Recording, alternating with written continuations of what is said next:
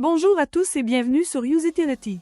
Aujourd'hui, nous allons voir comment jouer à Wrath of Titan Eternal War sur PC en utilisant le tout nouveau BlueStacks 5, qui est conçu pour une vitesse fulgurante et une action de haute intensité. Nous pourrons facilement télécharger et installer Wrath of Titan Eternal War et profiter du jeu sur notre PC Windows avec un clavier, une souris et un grand écran grâce à BlueStacks 5, qui est l'émulateur Android que nous recommandons pour jouer à Wrath of Titan Eternal War. Alors sans plus attendre, passons à l'action. D'abord les amis, la toute première chose à réaliser est de lancer notre navigateur web habituel. Nous avons ouvert ici celui que nous préférons. Passons à l'URL cliquable que je surligne avec du vert. Vous la voyez sur cet écran. Vous n'aurez pas besoin de taper quoi que ce soit, car il y a un lien dans la description sous la vidéo et dans le tout premier commentaire accent aigu épinglé. Une fois que nous avons cliqué sur ce lien, nous arrivons ici sur le site de BlueStacks qui est, vous l'aurez deviné, l'émulateur Android que donc nous allons nous servir pour lancer à Wrath of Titan Eternal War sur un PC. Comme vous devriez le voir à l'écran, l'utilisation d'un émulateur ajoute plusieurs atouts. Contrôle personnalisable, instances multiples, synchronisation de ces instances, macros, scripts, FPS plus élevés, et bien plus encore. Nous allons maintenant lancer le téléchargement de Wrath of Titan Eternal War en cliquant sur ce bouton Jouer sur BlueStacks que j'ai mis en évidence en vert. Nous cliquons ensuite sur ce bouton. Et le téléchargement commence et finit tout de suite et voilà, le téléchargement est fini. Il s'agit d'un fichier exécutable.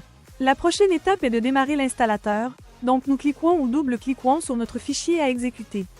Si nous avons un ordinateur fonctionnant sous Windows 10, il nous sera demandé l'autorisation d'apporter des modifications au système. Nous devons accepter. Je minimise mon navigateur pour bien mieux voir l'installateur. Le logiciel d'installation est très basique. Il ne comprend que deux choix. Installer et configurer le chemin. Je vous explique à quoi sert configurer le chemin. Il suffit de cliquer dessus. Alors nous constatons que nous avons ici accès au chemin où l'émulateur Android sera situé après installation. Si nous désirons modifier ce répertoire, nous devons cliquer sur le bouton, sélectionner le chemin, et nous optons pour un autre dossier et installons l'émulateur où nous voulons. Je vais le laisser par défaut. Je double-clique sur Retour. Et je peux cliquer sur Installer. Voilà.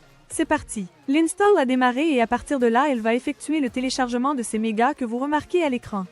Au moment où vous le téléchargerez, il peut y avoir plus ou moins de mégaoctets, c'est normal. La vitesse de téléchargement peut être plus ou moins rapide, en fonction de la qualité de Internet et de la vitesse des serveurs de notre émulateur Android. J'ai de la chance, là, cela va très vite. Le téléchargement est terminé, et on passe maintenant à la phase d'installation. Avec BlueStacks 5, vous pouvez même réduire l'utilisation de la RAM en un seul clic. C'est particulièrement utile si vous rencontrez des problèmes de performance. En outre, vous pouvez activer le mode écho pour profiter d'une utilisation du CPU réduite de 87%, d'une utilisation du GPU réduite de 97% et d'un multitâche plus facile. Comme vous pouvez le constater, BlueStacks 5 est conçu pour offrir stabilité et performance lors de longues sessions de jeu. L'installation est déjà terminée pour moi. Dès lors, l'émulateur s'est lancé de lui-même.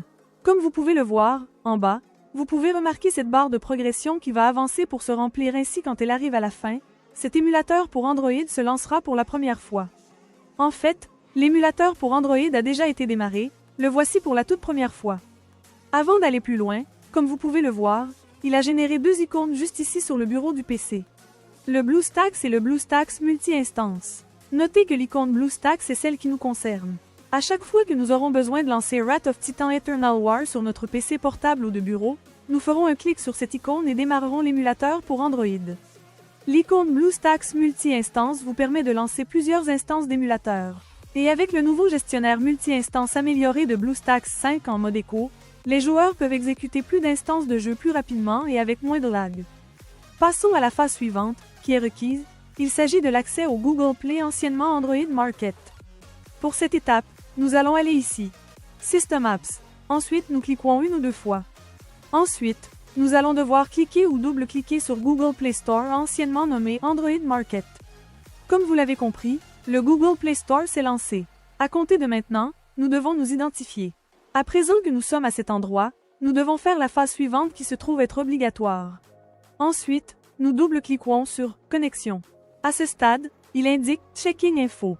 Il arrive quelquefois que ça reste bloqué sur ce stade et donc que cela n'avance plus. Si vous êtes confronté à ce problème, vous devriez essayer de vous identifier après quelques minutes et le souci sera sans doute résolu. À ce stade, nous allons saisir notre courriel et le mot de passe correspondant. L'adresse email devra être une adresse email Gmail ainsi que son mot de passe correspondant. Par exemple, vous pouvez utiliser la même adresse Gmail que celle que vous utilisez habituellement pour votre compte YouTube. Je vais donc saisir mes informations et je continuerai à l'écran dès que cela sera fait. Et voilà, les données ont été TP. Désormais Google nous souhaite la bienvenue et nous affiche un lien vers ses conditions d'utilisation.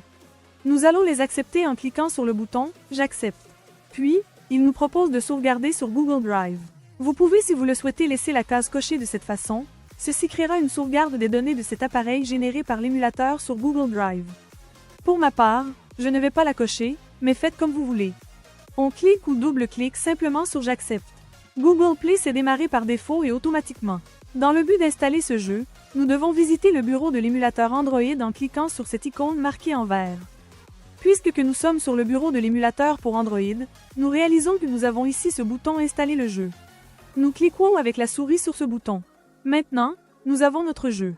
Aussi cliquons gauche là sur le bouton Installer, que je mets ici à l'écran en vert. À ce stade, l'install va démarrer. Maintenant, l'émulateur Android va récupérer l'application et installer le jeu. Cela peut prendre un certain temps ou être vraiment rapide. Tout dépendra de notre connexion Internet. Ça y est, notre install est déjà fini.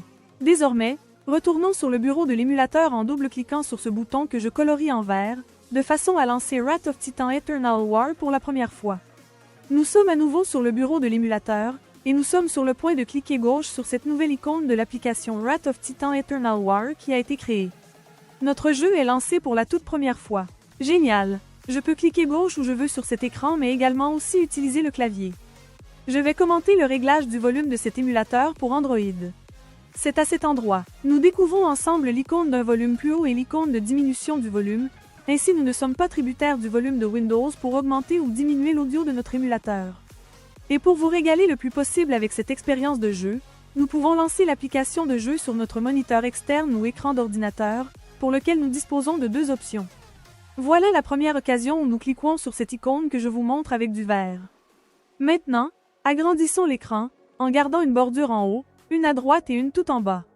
Si l'on cherche à connaître les sensations du jeu ou une application mode plein écran, on peut cliquer sur l'icône que vous voyez ici. De cette façon, nous serions déjà en train de profiter du jeu en mode plein écran. En revanche, pour revenir en écran normal, pressez simplement sur la touche F11. Maintenant, nous serions retournés, sans surprise, en mode écran habituel. Maintenant, je vais vous expliquer le fonctionnement du mapping du clavier qui sera très utile à comprendre. De cette façon, nous saurons comment nous lancer ce jeu bien plus facilement. La première chose à effectuer est de cliquer 1 ou 2 fois sur cette icône de clavier. Et à cet endroit, vous pourrez réaliser les réglages nécessaires. En ce qui me concerne, je vais laisser la configuration de base, cependant si vous voulez la remplacer par une autre, vous pouvez le faire sans souci. Comme vous pouvez le constater, notre émulateur est totalement localisé dans notre langue. Pourtant, il arrive de temps en temps que l'émulateur Android soit lancé dans une toute autre langue, par exemple en chinois.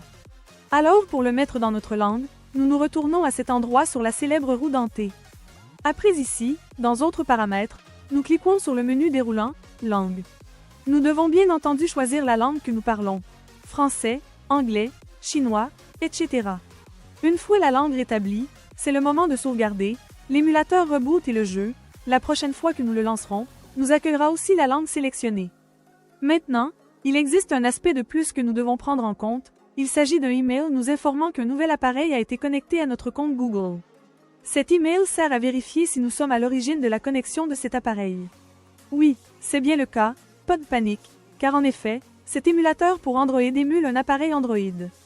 Et pour savoir quel appareil a été MULE, allons à cet emplacement, à la célèbre roue dentée et cliquons avec la souris dessus. Et nous nous rendons à cet endroit à l'option « Modèle ». Nous apprenons ainsi que notre émulateur Android reproduit le comportement d'un smartphone de la marque Samsung. Par conséquent, nous recevrons un email nous informant qu'un nouvel appareil de la marque Samsung a été connecté à notre compte Google. Voilà, ce sera tout pour ce tutoriel mes chers amis. J'espère qu'il vous a plu, et mieux encore qu'il vous aura été précieux. Si oui, accordez-lui un gentil like, abonnez-vous, et si vous souhaitez laisser un commentaire, des questions ou des suggestions, laissez-les dans la boîte de commentaires ci-dessous. Cliquez 1 ou 2 fois sur l'une de ces vidéos qui s'affichent sur votre écran et on se retrouve dans les prochaines vidéos. Au revoir.